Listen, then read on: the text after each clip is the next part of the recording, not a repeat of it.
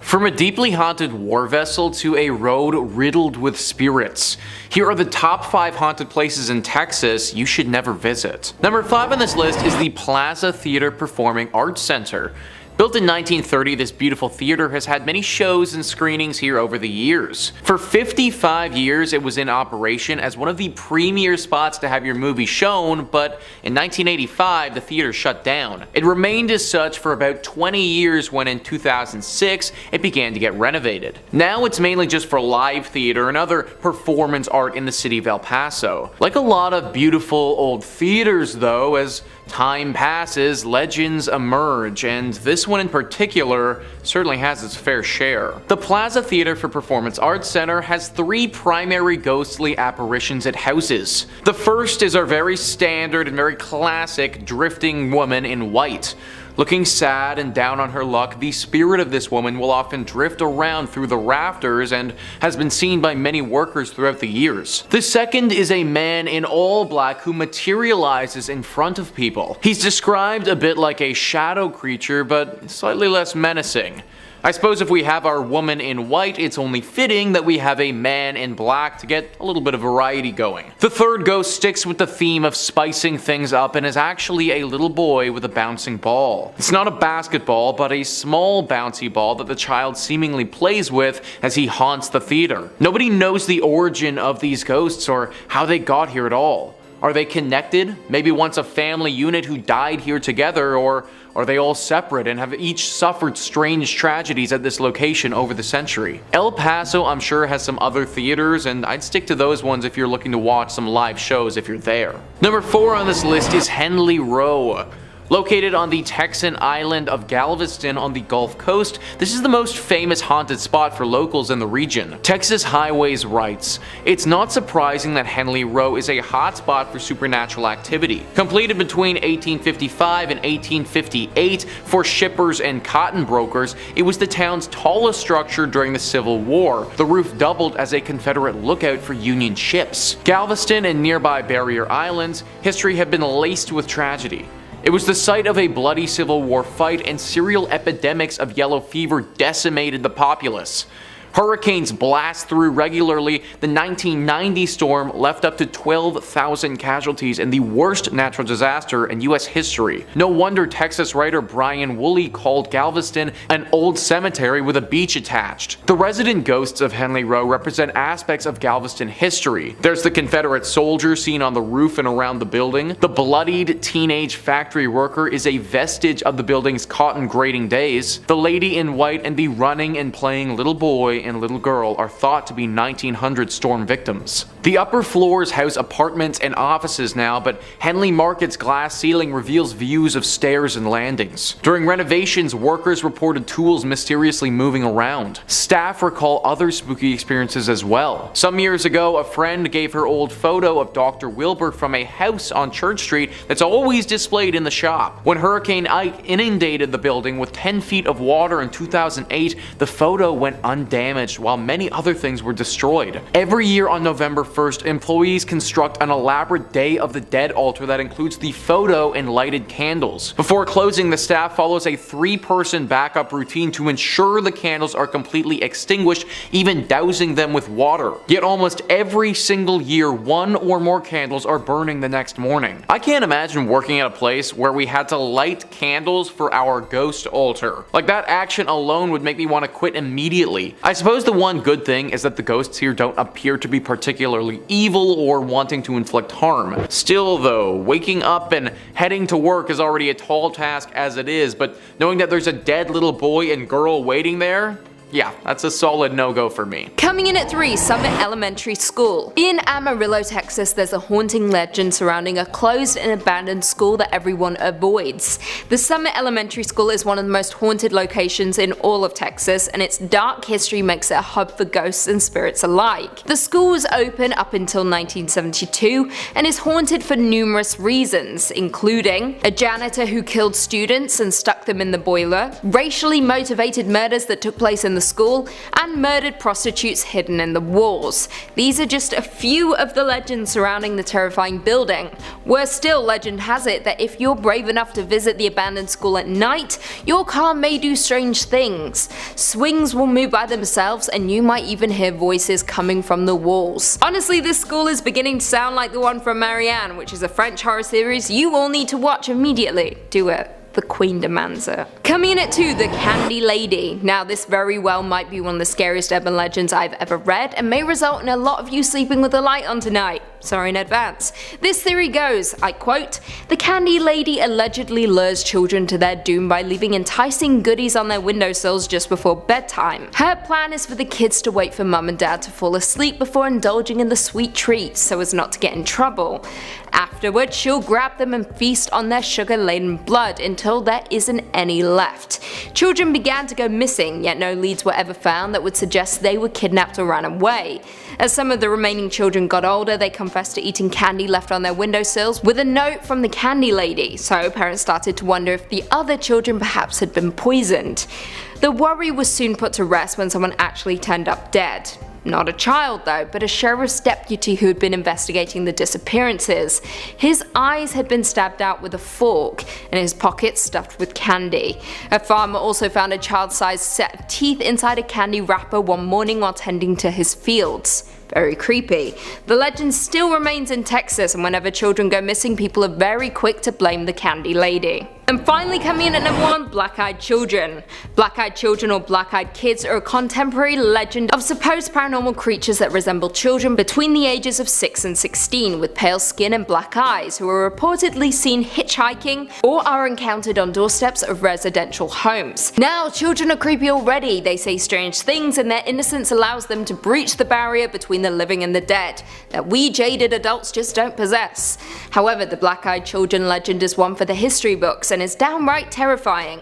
In the late 90s, a journalist named Brian Bethel was working in his town of Abilene, Texas, when he encountered something he'll never forget. He was parked outside a movie theater when 2 children knocked on his window. Brian couldn't quite understand why, but he was completely overcome with fear at the sight of them. He rolled down the window regardless, and the kids asked him for a ride back to their home so that they could get cash for the movie. His fear, however, made him hesitate, but the children were persistent. They then began to say some weird things, like, "We're not armed" or anything. Brian looked back at the kids and noticed how their eyes had turned pitch black. They then began screaming at him that they could only come in the car if he invited them in, so he quickly drove away. He spread the word about the Black-Eyed Children and was surprised when a lot of other people came forward reporting similar experiences. Number 3 on this list is the USS Lexington. The ship has its own museum dedicated to it now, and it is 100% haunted. The decommissioned World War II aircraft carrier is riddled with different phantoms. This museum is literally said to receive, on average, hundreds of reports of ghostly apparitions in 1 year. That is so much supernatural energy that has just congregated here. Now, World War II was obviously an awful time, and if this boat played a major role in the Battle of the Atlantic, which I imagine it did, then it assuredly saw its fair share of tragedies. The ghosts are not quiet about their presence, they make themselves very known. One of the most famous ones resides in the engine room. Apparently, visitors will go there and a spirit will form explaining the engines and how they work. Then, when his lecture is over, poof, he will be gone in a puff of smoke. There's also a general sailor that walks around the ship and is actually said to be rather helpful. However, with these tame ghosts, there are some troublemakers as well. Small items that you may have on your person, a wallet, a watch, a phone, a keychain, anything like that are often reported missing after people get on the ship. If you do intend to go here, then hold on to your valuables very closely and get ready for a long lecture on engines. Number 2 on this list is Bragg Road. For over 100 years now, this road has been haunted by a very strange and ghostly light. It's been seen by hundreds of people during that time, and nobody can explain it. Texas Highways says, in the heart of the big thicket is Hardin County, and in the heart of Hardin County is the infamous Bragg Road, home to countless sightings of the ghost road light that appears to nighttime travelers on the road between Saratoga and the defunct village of Bragg Station. Before the current road was built, the Arrow Strait clearing served as Santa Fe Railroad's branch line built in 1903. From its inception,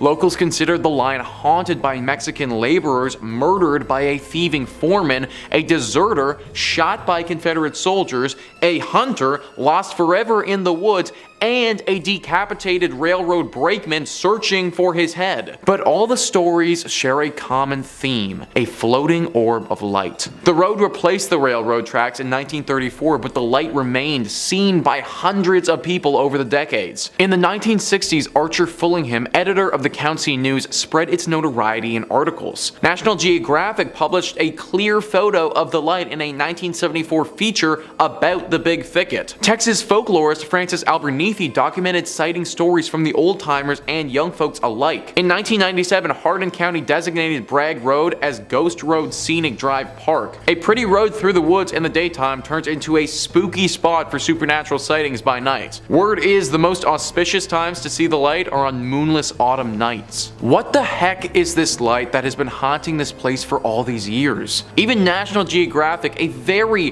highly reputable column, has posted stories on it with actual photos including it. If it's a manifestation of some of these ghosts, then which ghost is causing it, and maybe more importantly, is it dangerous? If you want to find out, then you need to head to Bragg Road and look for yourself, but I wouldn't recommend it, honestly. And finally, number 1 on this list is the Yorktown Memorial Hospital. This hospital is definitely up there as one of the most haunted spots in Texas, and could even make a play for the most haunted spots in America. It was built in the 1950s and managed by the Roman Catholic Church for a few decades before eventually closing down in 1986. Then for 8 more years until 1992, it was a drug rehab facility, but finally in 1992 it closed for good. Since then it's been abandoned and gained some very serious ghostly legends by the locals. One of the most famous demonic creatures that resides here is this black specter with bright glowing red eyes. It's not shy either and will attack you if you're here alone or in a vulnerable state. This is the most famous of the presences here, but it isn't alone. The ghost of a man who appears to have a bullet wound directly in his forehead is also said to live here. His ghost is a lot less forceful than the dark demon though, and is said to just show himself to visitors rather than attack them. The spirits of nuns are said to be on the 2nd floor though as well. These spirits are similar to our demon creature and will claw and scratch at people who decide to come here. Along with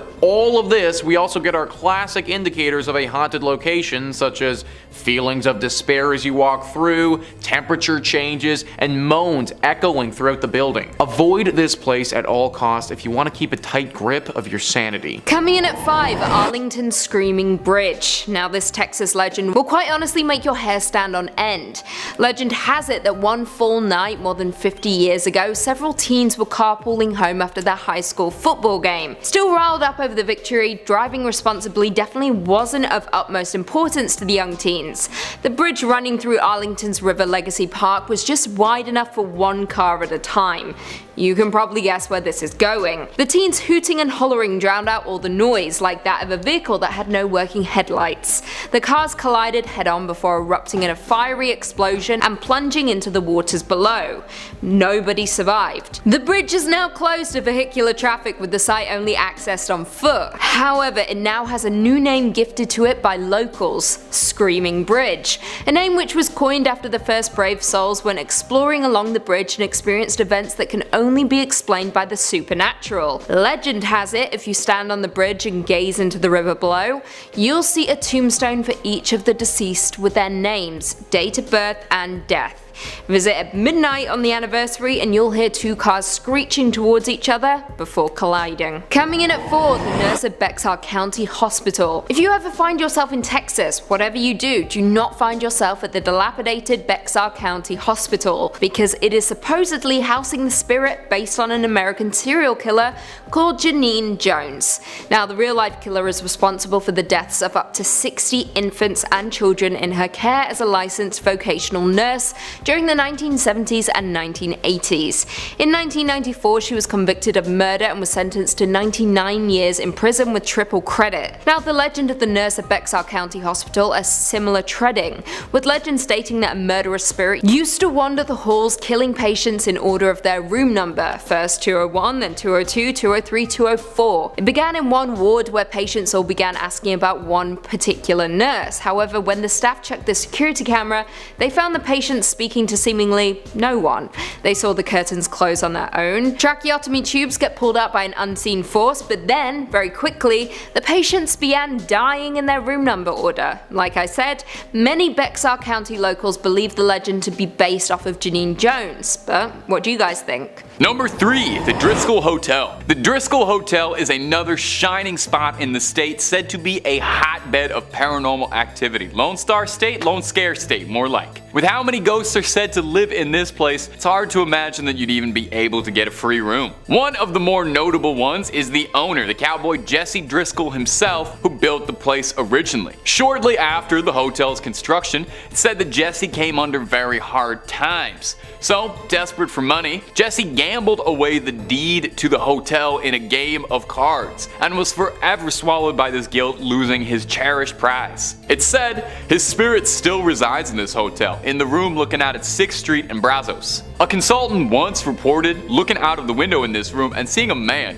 dressed in old western attire, puffing a cigar, asking, "Hey fella, what are you doing in my room?" When he flicked the lights on and off to make sure he wasn't seeing what he thought he'd seen, the varmint disappeared, leaving behind only a trail of smoke. Another notable ghost guests like to talk about is the Bride, the ghost of a distraught woman who ended her life in the early 1990s after her wedding was called off, as she blew through all her money in a desperate coping attempt. I get it. Guests say that they see her ghost towing bags up and down the halls of the hotel, still running mad. Now I'll leave you with one last good spooky story out of the Driskill. There was actually so many for this one. Definitely read up on it at home or visit if you're nearby. It seems like there's a lot going on. There's a painting on the 5th floor. It's a painting of a little girl holding a bouquet of flowers in one hand and a letter in the other. Paranormal enthusiasts claim that this painting is the daughter of a US senator who passed away in a freak accident at the hotel, and her spirit lingers on in the canvas. Guests claim that they can feel something tugging at their coats or legs when they walk on by.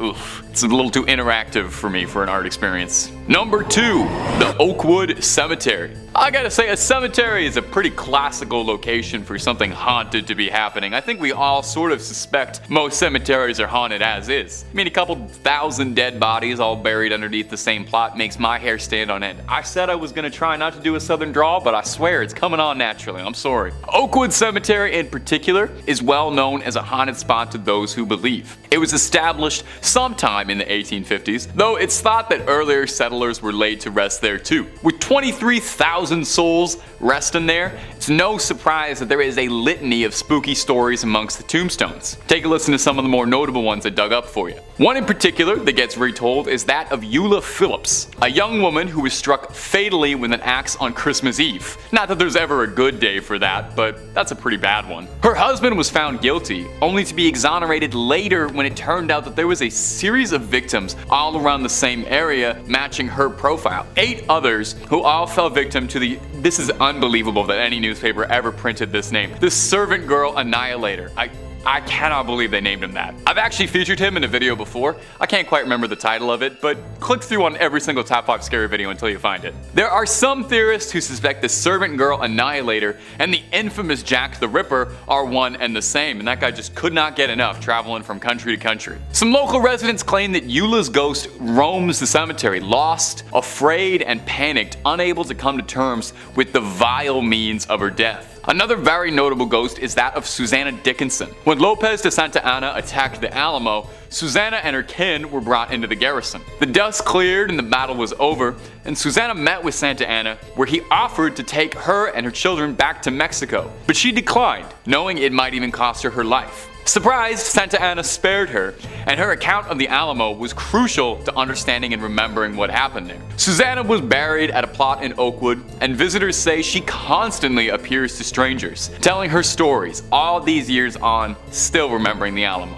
Number 1, Yorktown Memorial Hospital. About 80 miles southeast of San Antonio is Yorktown, a small community with a population that barely exceeds a couple thousand. Probably a good reason for that, because if the legends are to be believed, the hauntings at the Yorktown Memorial Hospital might be keeping people away. The hospital was built in 1951, where it operated for a bit, and was eventually took over by the Felician Sisters of the Roman Catholic Church, who kept the place running until late 1986 when it was abandoned, where it still sits today, almost as if nothing's happened. It looks like everybody just packed up and left. It's said that over 2,000 people call Yorktown their final resting spot, with 500 of those all occurring during the small tenure of the nuns running the hospital. These days, of course, the hospital's sickly lime green walls don't really see a lot of patients. Mostly just ghost hunters and seekers of the paranormal looking for something lurking left behind. And if the stories are true, this place is filled with restless ghosts. Explorers report everything from disembodied voices to sounds of wheelchairs creaking,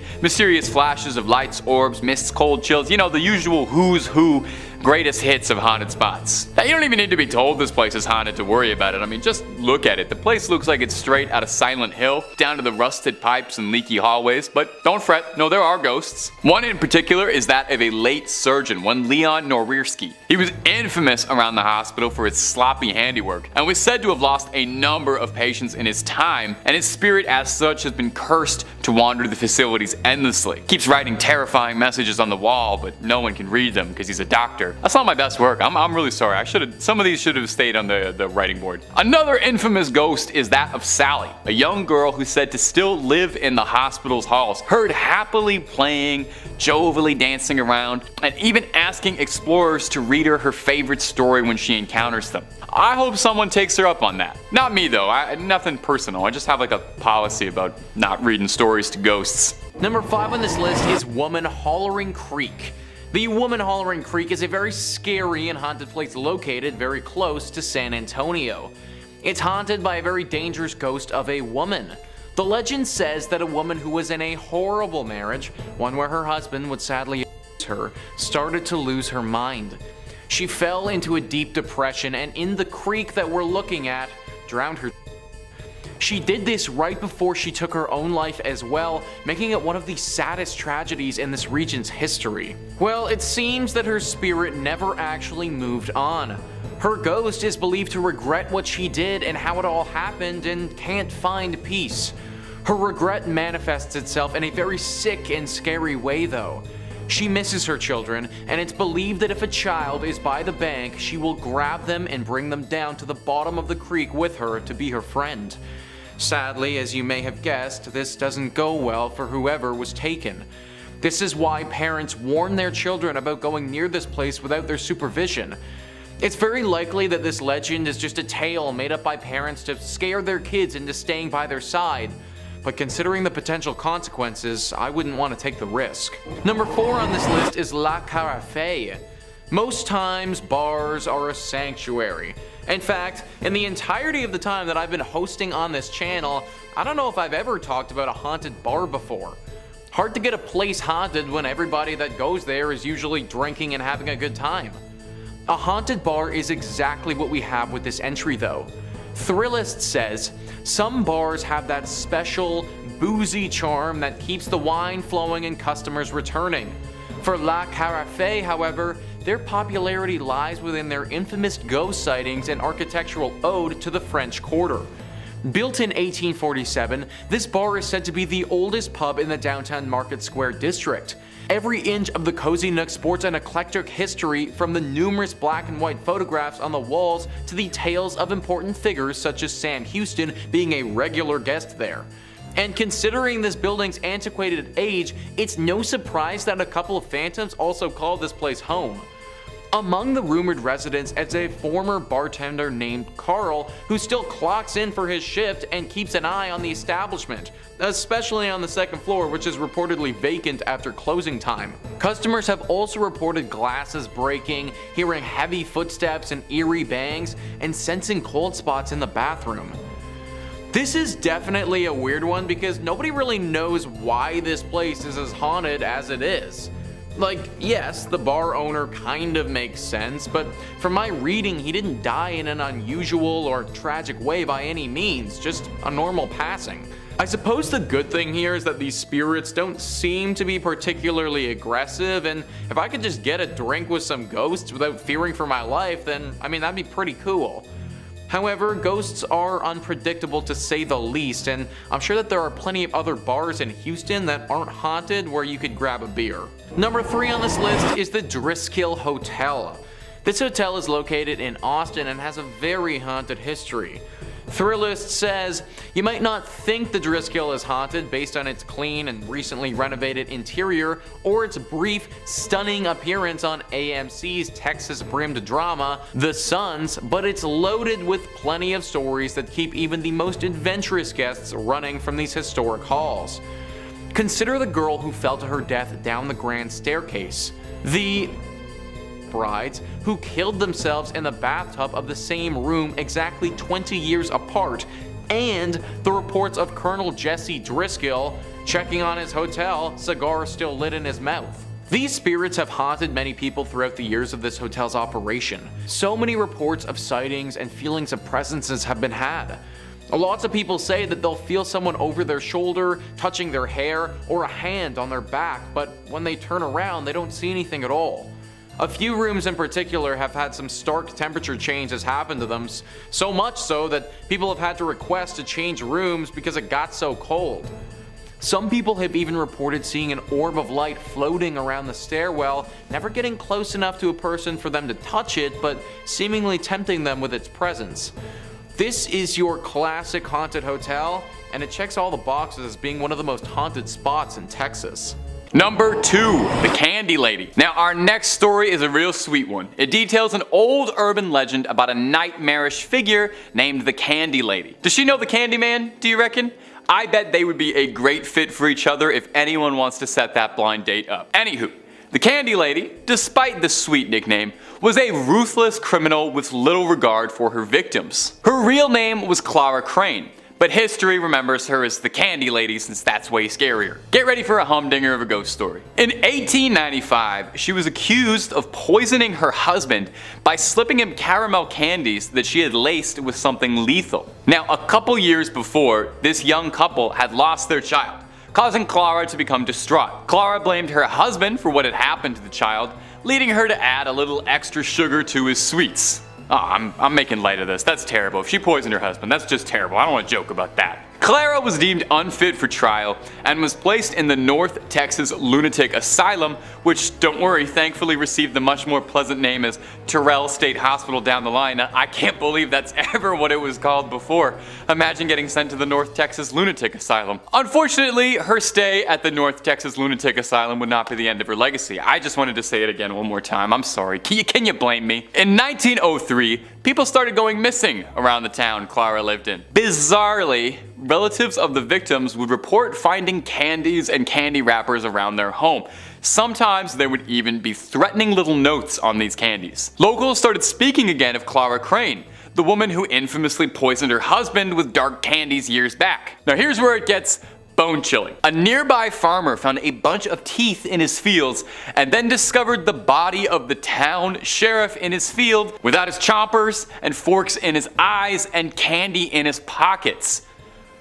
Now, no one knows what truly became of Clara Crane. There's not really a lot of records for this thing, but she's become a great ghost story to locals who tell the tale of her luring people away with her sweet little treats and taking their teeth and eyes in return. Oh my god, that's giving me a toothache just talking about it. We have to move on from this one, otherwise I'm gonna have to book a dentist appointment soon. Okay, moving on. Number 1, the Donkey Lady. I saved the best for last. Our last entry is the bizarre legend of the Donkey Lady. Now there's a few variations on the origin of the Donkey Lady, but the stories always end up the same horrible way. And we'll get there in just a minute, but let's take it all the way back to the start. And to go back to the start, we gotta go sometime in the mid-1800s. The story goes that there was a family that lived near Elm Creek, way down in San Antonio. They had a modest farm property, a husband, a wife, and their children. One day, a $5 man from up north rode past their property and taunted the family for the donkey that they had. Not sure why you'd do that. He's clearly never seen a fistful of dollars. You never make fun of a man's mule. It's the fastest way to end up in a coffin. Anyway, the mule didn't take too kindly to being laughed at and bit the man over his taunting. This man was enraged and beat the donkey within an inch of its life, at which point the mother of the family came out and started to pelt rocks at this strange traveling donkey hater. The man couldn't just leave well enough alone, because as legend goes, later that night he brought a posse back to come burn down the farmhouse and blocked up all the exits to burn them inside, all over a donkey, allegedly. The farmhouse went up in flames. The only survivor, tragically, was the wife who initially had come to the donkey's defense.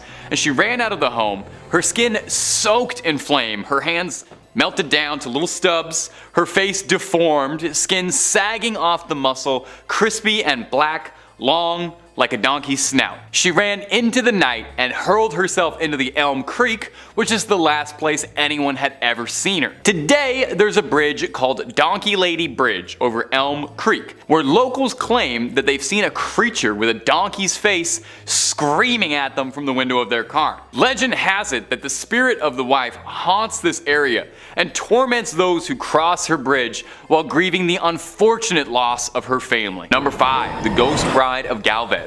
To Texans, it's no secret that Hotel Galvez is haunted. The Grand Galvez, as it's known now, first opened its doors in 1911, and since then has been said to be home to all manner of haunting, but the most retold story is that of Audra, the Ghost Bride of Galvez. Audra was a 25-year-old bride-to-be getting married there. Her betrothed was a young sailor who would frequently leave her on her lonesome while he was out on a voyage. During the periods where the sea would separate the two lovers, Audra would rent out room 501, climb out the ladder to the rooftop, and wait on the rooftop turret with love in her heart for her sweetheart to return. Now, one day during a catastrophic storm, Audra was told that her fiance's ship capsized, and overcome with grief, Audra took her own life on the roof of the hotel. Tragically, as if this wasn't sad enough, her groom would arrive a few days later, eager to surprise and re-encounter his bride as he'd survived the capsizing. And although he was never able to be with her physically again, if you believe the stories, she might still linger around the premises. Visitors claim that Audra frequents the 5th floor, and in particular, her spirit tends to hang around the matrimonial suite and room 501. Some claim they hear random doors slamming, or strong currents of chills, flickering lights, the usual who's who of a ghost haunting a hotel. Other stories tell of seeing a candle lit on the rooftop, wondering if it's the ghost of Audra still waiting for her beloved to come back to her. The attendants at the Galvez claim that there's difficulties making electronic keys for room 501 since they're prone to malfunction frequently. Visitors to the Galvez go out specifically looking for Audra now, hoping to catch a glimpse of the spirit. If you ever go to Texas, be sure to check it out if you're brave enough. And if you're looking for more freaky stories, true crime, ghosts, cryptids, basically the whole 9 yards, Top 5 Scary has all of that and then some. So click on that bell and click on through and subscribe and find something to scream at.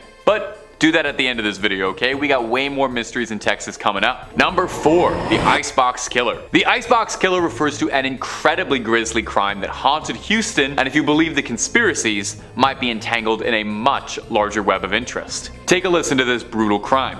On June 23, 1965, 2 Houston police officers were sent for a fairly benign wellness check and went to investigate the home of a suburban family, the Rogers, Fred and Edwina, and their son Charles. Edwina's nephew was concerned because he hadn't seen or heard from his aunt in a concerning amount of time. The 2 officers went to check the house and got no response from a knock. A look around in the backyard, they found a makeshift barricade on the back door, which was more than a little suspicious, so they entered the house. One of the 2 detectives opened the fridge instinctively and saw a pile of raw meat in the fridge. The detective dismissed it as boar or pig, and you can probably see where this is going. They opened the vegetable crisper and were disgusted at what they found: the heads of Edwina and Fred Rogers. Police suspected initially that the son Charles had been behind it, but why, no one was particularly sure. Now, here's where this already upsetting strange case gets wild. There are allegations that Charles Rogers was present the day of the JFK assassination, and some allege he was one of the 3 tramps photographed with police escort by Dealey Plaza. The conspiracy alleges that Charles Rogers, who was a former Marine and served in the Office of Naval Intelligence, was involved somehow in the larger assassination plot, and the claim is that somehow his parents discovered his involvement with the conspiracy and he had to silence them and flee. A bold claim, but Charles Rogers was never found. No proof of a body despite being declared dead. Now, did he vanish? Or was he himself silenced to tie up a loose knot as part of something infinitely larger than himself? We may never truly have the answers for this one. Number 3. UFO sighting. In December 29, 1980, Betty Cash saw something on the outskirts of Houston near Dayton that would change the course of her life forever, as she made a close encounter of the third kind. She was driving her friend Vicki Landrum and Landrum's grandson home one night at 9 p.m. when the three of them noticed a bright light in the sky. Betty Cash described it like this: "We didn't know what it was, but we knew there was something that was lighting up the sky. We all began to feel heat, and all of a sudden Vicki screamed for me to stop. When I stopped, I went forward and her handprint was embedded in the dash of the car, and I thought, well, I've got to see what this is. So I got out, I walked towards the front of the car, and I stood there looking up, trying to figure out what this object was. Then a diamond-shaped object appeared with flames shooting out. The heat was tremendous. When I reached for the door handle, the door was so hot I couldn't even begin to open it. The only thing I was thinking was, are we gonna get out of here alive? And then seemingly as soon as it appeared, it disappeared, and Landrum stated that moments later, a large squadron of black helicopters soared over the area. After the choppers cleared, Betty took the Landrums home and retired for the night. The next morning, however, Cash said she was extremely sick, suffering from nausea, vomiting, diarrhea, weakness, and an intense burning in her eyes. Now here's where things get curious. Landrum and her grandson all reported the exact same symptoms. Over the next few days, Cash said her symptoms worsened so much, with large blisters forming on her skin, she eventually had to be taken to a hospital where she was treated for radiation poisoning, and she lost large patches of skin and clumps of hair. To date, there has never been a conclusive answer to what happened to Cash and Landrum. The US government denied any involvement and said they don't have any diamond-shaped crafts like that in their fleet, and it wasn't from their government. Was the military testing new technology on unsuspecting victims? Was it a craft from another world touching down for a moment? There are so few answers and so many questions for this unsolved mystery. Number 2 on this list is the AI engineering building. Now these days when somebody says AI, you automatically think of artificial intelligence, but that's not actually what this AI stands for. It actually stands for Animal Industries. Texas Highways says in 1959, Roy Simmons, foreman of the meat locker in Texas A&M University's old Animal Industries building, was performing a bit of a routine butchery on a slab of bacon. As he was cutting toward himself, the knife slipped in his hand, stabbing his leg near the groin. The blade cut open his femoral artery. His assistant, who'd stepped out for a moment, returned to find him bleeding out on the floor. An ambulance was summoned, but in vain. Simmons died before he could be removed from the building. Sims' death was a tragic accident, but it doesn't take much for a tragic accident to take on a more ghostly cast. In the daytime, we never thought much about any ghosts or strange occurrences, says Jeffrey Saville, a Texas A&M professor who was an undergrad and grad student in the 1970s. It was the nights when we were in the meat laboratory conducting research, usually by ourselves, that one would hear strange noises or feel like you weren't alone. Over the years, Saville says, students and custodians working in the bowels of the building have reported invisible footsteps, strange noises, and objects scattered far from their original resting spots. Saville attributes many of the stories to the natural spookiness of an old building and noisy machinery such as the elevator and the refrigeration compressors. A series of renovations of the building have turned the site of Sims' accident into an office space. Whether or not Sims' ghost roams the hallways, Saville says, one thing keeping his memory alive is the lesson offered by his death. It became a precautionary tale each semester as we visited with students about safety and meat cutting. It gets their attention when you tell them that somebody lost their life because of a knife accident. And I imagine it also gets their attention when his literal ghost is haunting them as they try to learn. If you're big into animal industries, then maybe look at some other schooling options before settling in on Texas A&M. And finally, number 1 on this list is Goatman's Bridge. Now this bridge isn't the greatest of all time like the name might suggest. In fact, it's probably one of the worst bridges of all time based on how freaking haunted it is. It was built back in 1884 and initially was used as a very popular spot to move cattle across. Over the years, a tragedy struck this bridge that has it being haunted by a dark and demonic spirit. It's a sad story where a colored goat farmer was murdered by some Klansmen on this bridge many years ago. It's believed that the demonic spirit that haunts this place now is that of this goat farmer who was horribly wronged back then. Locals around this area do not go over this bridge at nighttime unless they really have to. So many sightings have happened over the years where people will go over the bridge and be met on the other side by said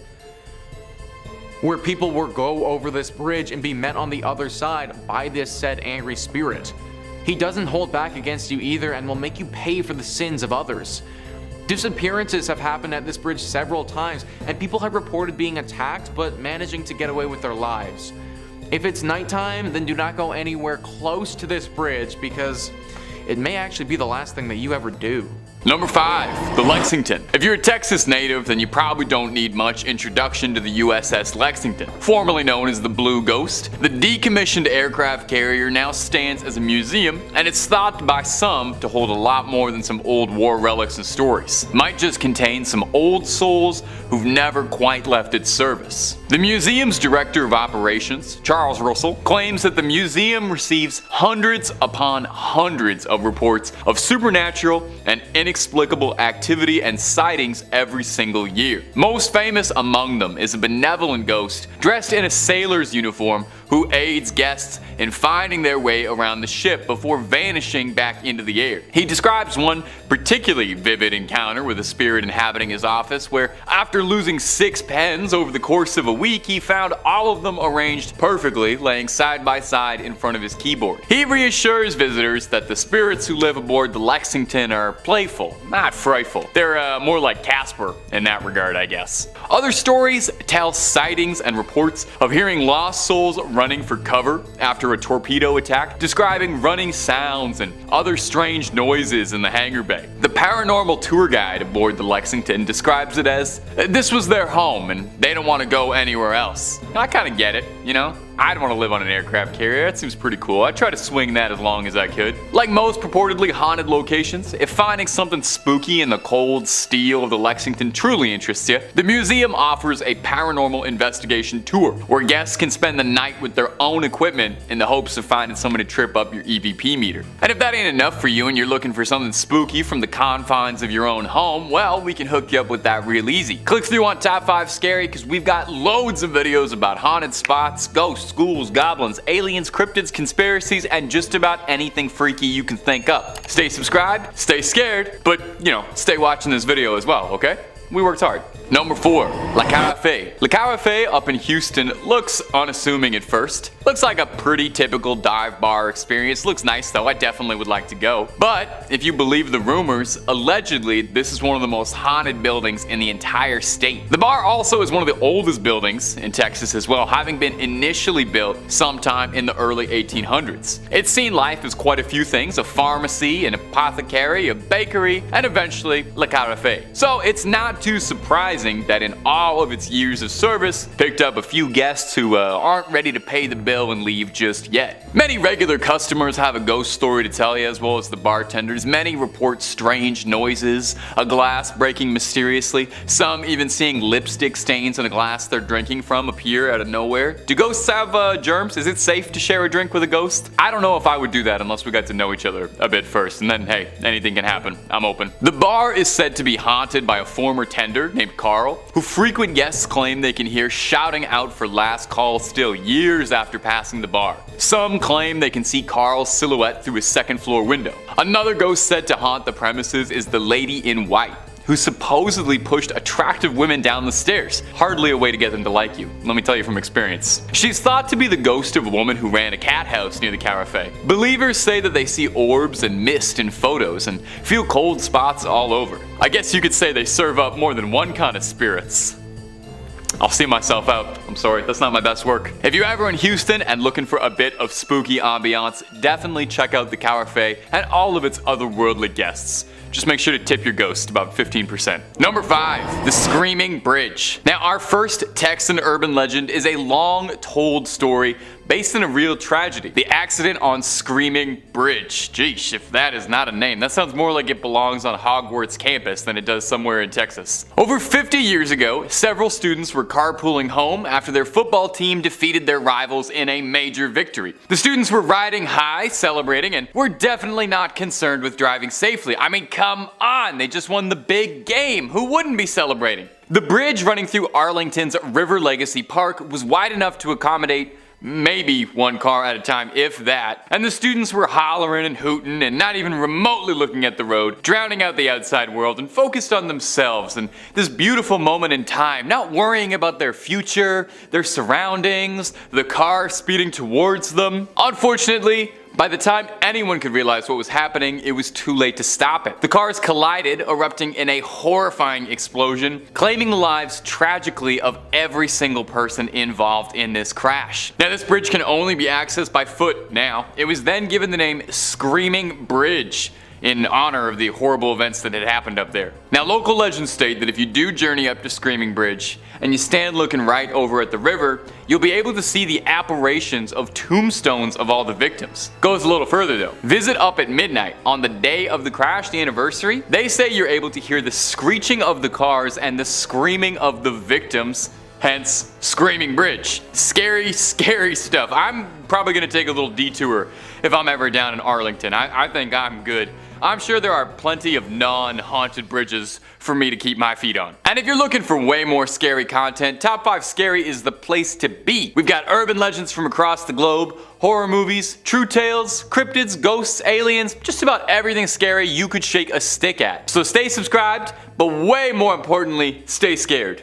And hey, stay watching this video, okay, before you check out the rest of the channel. We got way more cryptids and urban legends to go. Number 4, the Chupacabra. The Chupacabra is one of my absolute favorite cryptids out there. I love the variants in sightings and legends because sometimes, depending on who's telling the story, the Chupacabra is described as being like an alien, reptilian, like horrible little goblin guy that runs around on all fours and is from another planet and sucking all the goats. And then sometimes in some stories the Chupacabra is just like a weird looking dog. I love it. Not all cryptids need complicated lore. Sometimes they're just a weird looking dog. Now, legends of the Chupacabra stemmed initially from Puerto Rico.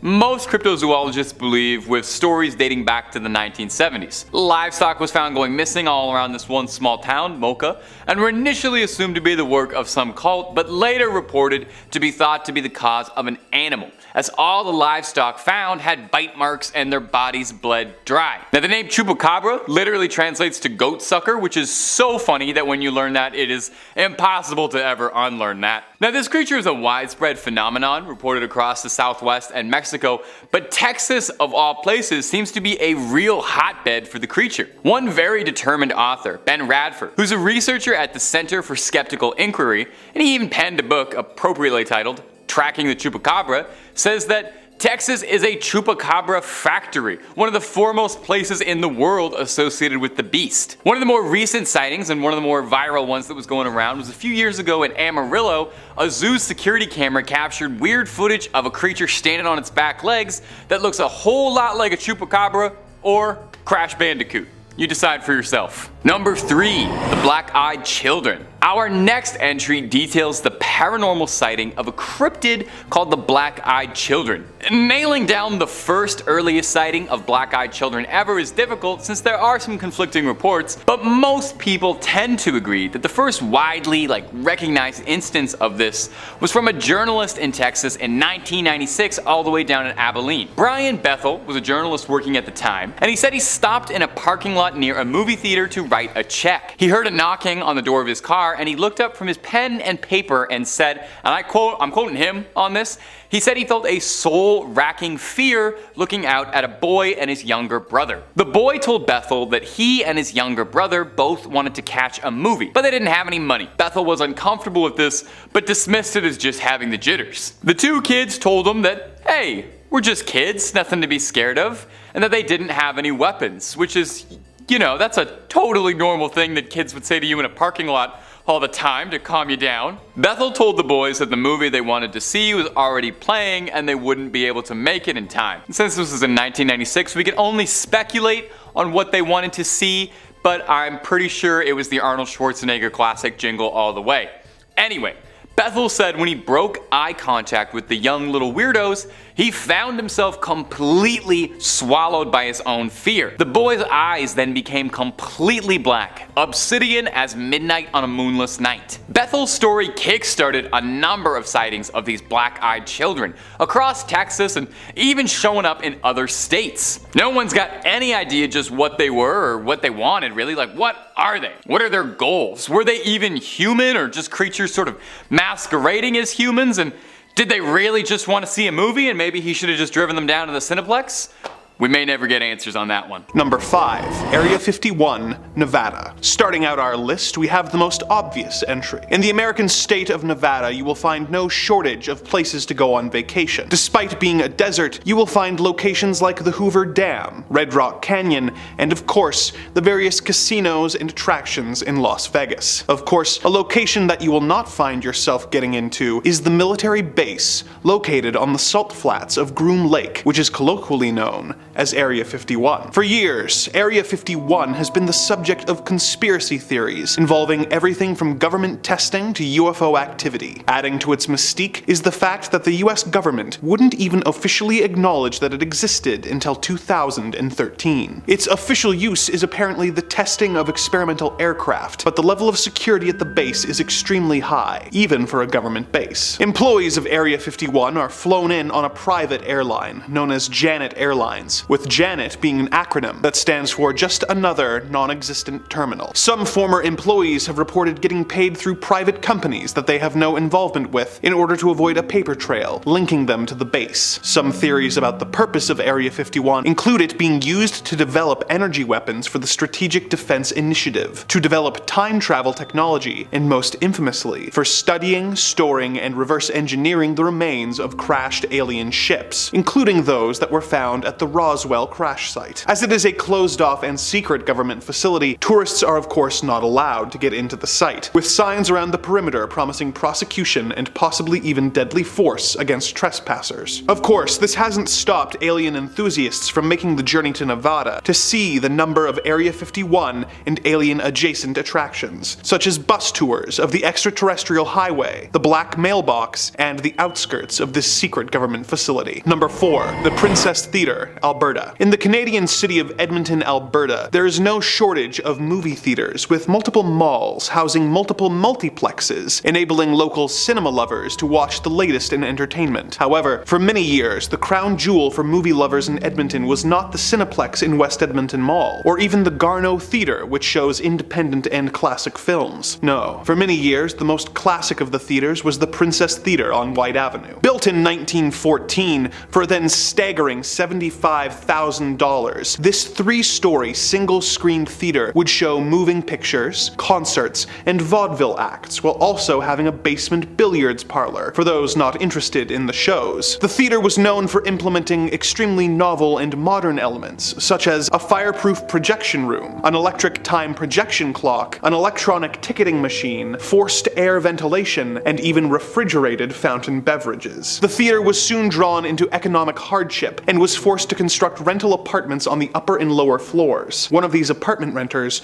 was soon met with a tragic and disturbing end. According to local legend, an engaged woman lived in one of the upper apartments, but mere days before she was due to be wed, she was scorned by her fiancé. She was found hanging from the rafters while dressed in her wedding dress. In the years that followed, employees and patrons of the princess reported seeing a ghostly woman wearing a white dress who would suddenly appear and disappear, ascending the theater's grand staircase, wandering its ornate gold-leafed halls, or even hovering over the projection room. The princess was a staple for local cinema lovers, as well as fans of the paranormal for decades. But if you were interested in taking in a show or catching a glimpse of the ghostly bride, you may have missed your window, as the theater closed its doors after 108 years of operation in mid-2022. No new owners or plans for the historical theater have been announced, and the doors remained locked to the public, with only the ghosts still residing hiding inside of this historic building. Number 3. Mount Weather Emergency Operations Center, Virginia. In a world that seems to constantly be on the brink of disaster, it is comforting to know that the US government has a safe location where the elite and powerful will be safe from destruction they most likely caused. Such is the purpose of the US Department of Homeland Security operated base located near Bluemont, Virginia. The Mount Weather Emergency Operations Center, otherwise known as the High Point Special Facility, has been in operation since the late 1800s, when it was used as a simple weather station. In 1928, the observatory building became President Calvin Coolidge's summer White House, before being used as a civilian public service facility where conscientious objectors could serve the government during World War II without having to go into conflict. In 1959, an underground facility was completed and designated Area B. The other buildings that were referred to as Area A became training facilities for the Federal Emergency Management Agency, or FEMA. Around this time, it became a relocation site for high-level civilian and military officials in the event of a national disaster, such as an attack or massive natural disaster. It plays a major role in many of the United States government's contingency plans for maintaining the continuity of government. It has a high-frequency radio system, which connects it to most federal public safety agencies, which allows the president to access and use the emergency alert system so that they can broadcast emergency alerts or warnings. An example of its use was on September 11th, 2001, when the majority of congressional leadership were taken from Washington by helicopter and evacuated to Mount Weather. The National Art Gallery has also developed a program that would have the country's most valuable paintings helicoptered over to the facility in the event of an attack, in order to make sure important cultural pieces are preserved in the event of an attack that would otherwise destroy them. Obviously, this site is off limits to all but the most high level of people, and it is not open for tourists. But if you are nearby and see a large group of frantic-looking officials arriving by helicopter, or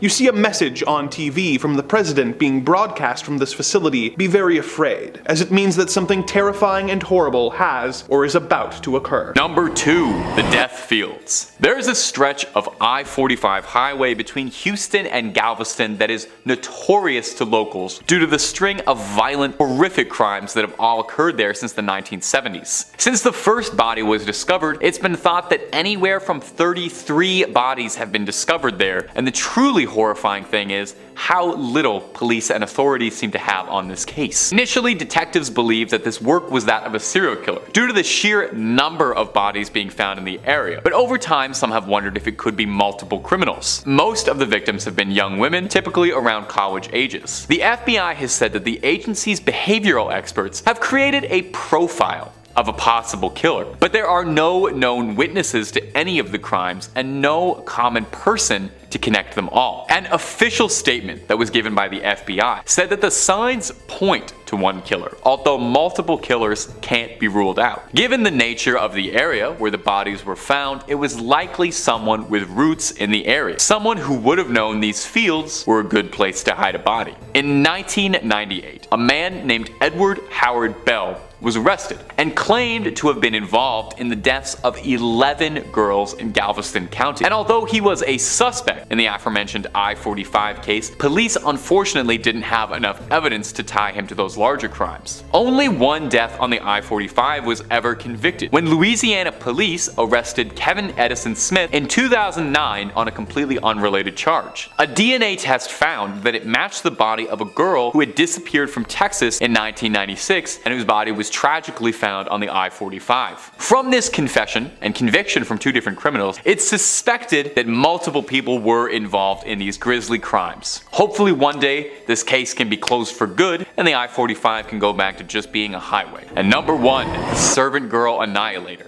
Perhaps one of the most infamous criminals to ever live in Austin, and to this day is still anonymous and possibly will forever. The Servant Girl Annihilator, absolutely brutally named, I cannot believe they called him that, was a serial killer who preyed on young women in Austin between 1884 and 85. He is thought by some to be America's first serial killer, hardly a badge of honor if you ask me. He attacked wantonly, and despite his name, he was not exclusively targeting women. He fatally attacked 7 women, 1 man, and additionally seriously seriously injured 6 women and 2 men. All of his victims he would attack indoors while asleep and then would finish the job outside, leaving them to be found. His victims were all posed in similar manners and were all found with a sharp object inserted into their ears. Texan lawman started a manhunt for the criminal, arresting 400 men in the year of '85 in a desperate attempt for any leads on who was terrorizing the community. Interestingly, the top theory of elected officials at the time is that the servant girl Annihilator couldn't possibly have been committing all of these crimes by himself as one lone deranged criminal, but rather an identity shared by a group of men carrying out heinous acts all together. Now, in the end, no one was ever successfully accused of being the servant girl Annihilator. And what happened to him was additional police patrols and civilian militias around Austin ended up scaring the Annihilator off. Or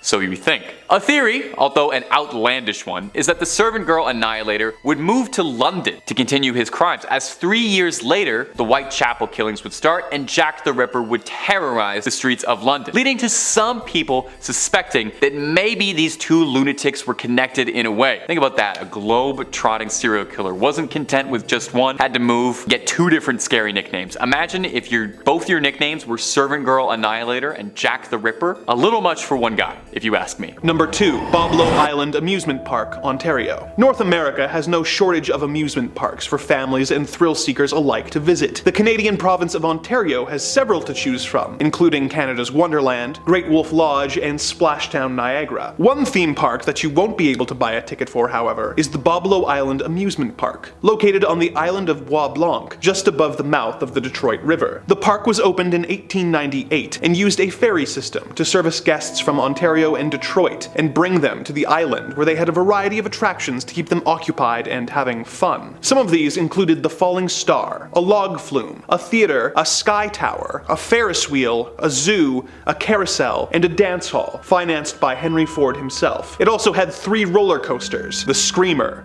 the Nightmare, and the Sky Streak. It also had Boblo's scoot boats, which were essentially aquatic bumper cars. The park operated for many years before eventually closing down for financial reasons in late 1993. There are still ferries that operate in order to get island residents on and off the island, but the now abandoned amusement park has been declared off limits by the property owners. Of course, the dilapidated carousel building, dance pavilion, and sky tower have since proven to be too appealing for urban explorers to keep away from, and the eerie overgrown site still sees a variety of visitors. Like any good amusement park, it of course has a reputation for being haunted by a variety of ghosts. My personal favorite of the ghost stories is the story of Smiley the Magician. Back when the theater still operated and showed a variety of different performers, one of the most consistently booked performers of the 30s and 40s was a magician named Smiley Smilovich. Smiley was an old school magician who had trained with Houdini in the late 20s and was known for his seemingly death-defying tricks. One of his most famous tricks was a metamorphosis trick, where he would put a trunk on stage, climb into it, lock it, and then have the trunk set on fire. He would escape through a trap door, the trunk would burn away, revealing that he had escaped,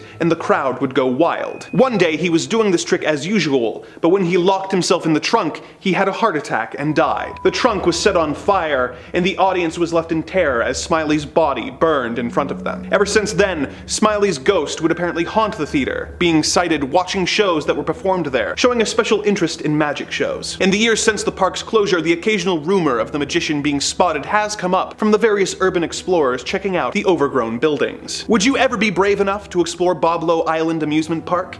And if you did, would you be on the lookout for spectral magicians? Number 1. North Brother Island, New York. The North Brother Island is one of 2 small islands located in the East River of New York City. The island remained uninhabited until 1885, with the only trace of humanity being a small lighthouse that was erected in 1869. The island began seeing more use in 1885 when the Riverside Smallpox Hospital moved from Roosevelt Island to North Brother, when their mission expanded to treating and isolating victims of other quarantinable diseases such as typhoid, tuberculosis, and especially polio. In 1904, a steamship called the General Slocum was set ablaze, and over 1,000 people perished, either from the fire or from drowning while trying to escape, and ended up washing ashore on the island. One of the most famous residents at the hospital was Mary Mallon, otherwise known as Typhoid Mary, who was confined on the island for 20 years until her death in 1938, after having been declared a public health menace for infecting between 51 and 122 people while working as a cook. As public health health measures like vaccines began to be adopted in the 30s and 40s, the need for a quarantine hospital lessened to the point where the hospital was closed. It was converted into housing for war veterans who were going to school in the city following World War II, before being converted into a rehabilitation facility for young people suffering from substance abuse issues. But it was closed in 1963 due to the cost of upkeep and the widespread corruption of the staff. In the years since, it was considered for a variety of purposes, including housing for the homeless and an extension of the jail at Rikers Island. But the danger of the unmarked manholes and the advanced dilapidation of the buildings, which are mostly collapsed and overrun by poison ivy, resulted in such ideas being abandoned. It was eventually decided that the site would serve as a bird sanctuary for herons and other wading shorebirds. Although many of the original 25 buildings are still standing in some shape or form, it has been made off limits to the public and is only available for supervised visits for those intending to go ashore for, quote, compelling academic and scientific purposes. With its history of confinement and death, perhaps it is best that this site has been deemed unfit for public visitation, although the history of the island is indeed compelling. What makes an enjoyable tourist destination for one will be very different for another.